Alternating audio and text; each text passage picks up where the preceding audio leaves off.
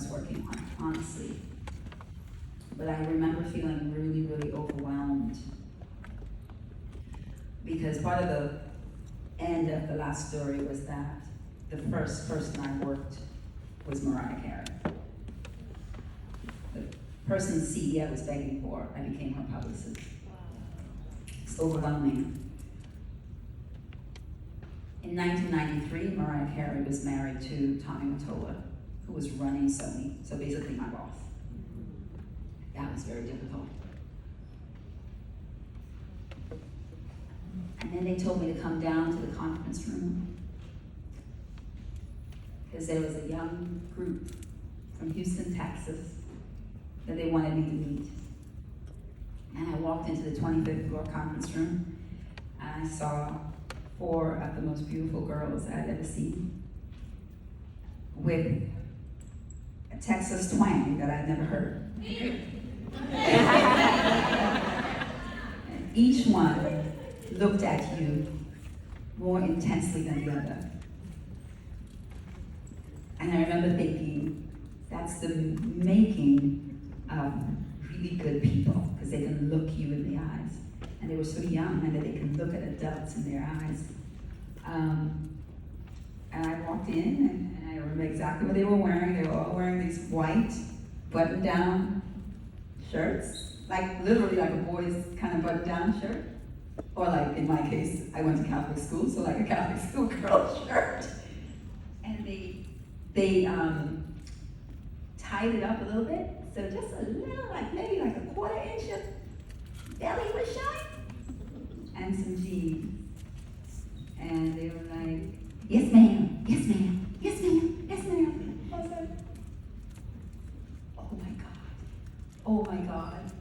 And then I kind of walked out, and I was like, nope, they're gonna ask me to work that, that's gonna be a problem. Oh, they probably don't really want them, huh? Oh, so they're gonna throw it at me. Oh, I knew this was gonna be coming. Oh, they're gonna kill me. I just doubting myself so much. I was like, how do we compete?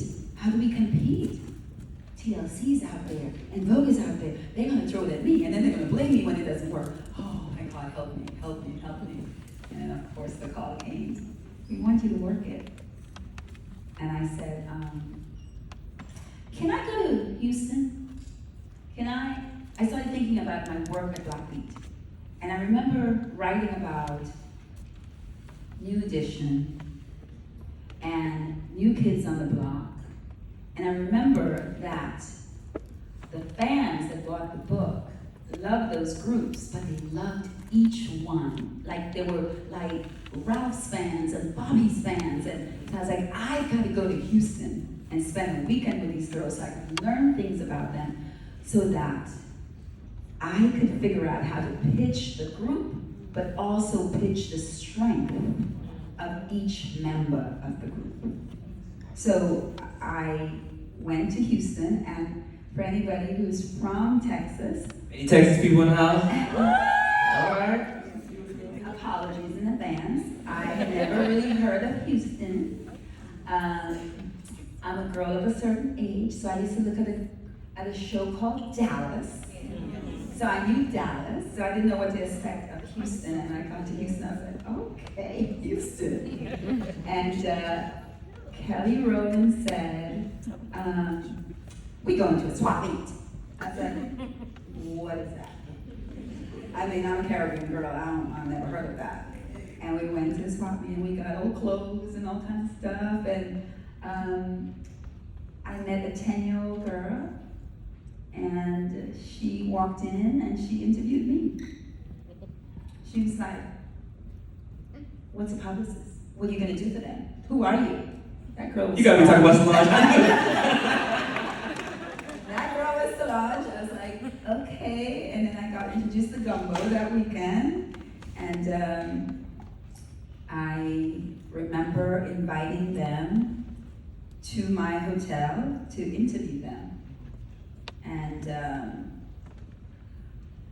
to speak to each one of them. And they said, before you get started, we want to do something for you. And they sang Amazing Grace, sitting on the floor of my hotel. two things happened that day. I realized that Noel's family and the rest of the parents of those girls immediately saw something in me that told them they can trust me. That they allowed their girls to come with some big New York City record executive, right? Granted, I was female, right? But the trust was instant. All those years later, the trust is still there. And those four girls,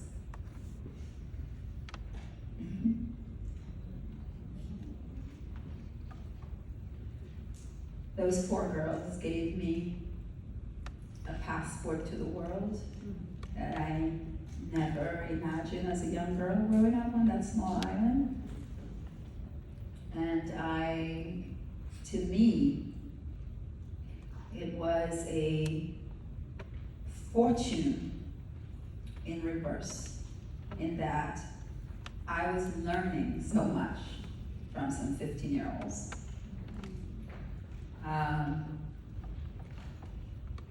The trust. Sit down, I'm gonna teach you how to own an interview.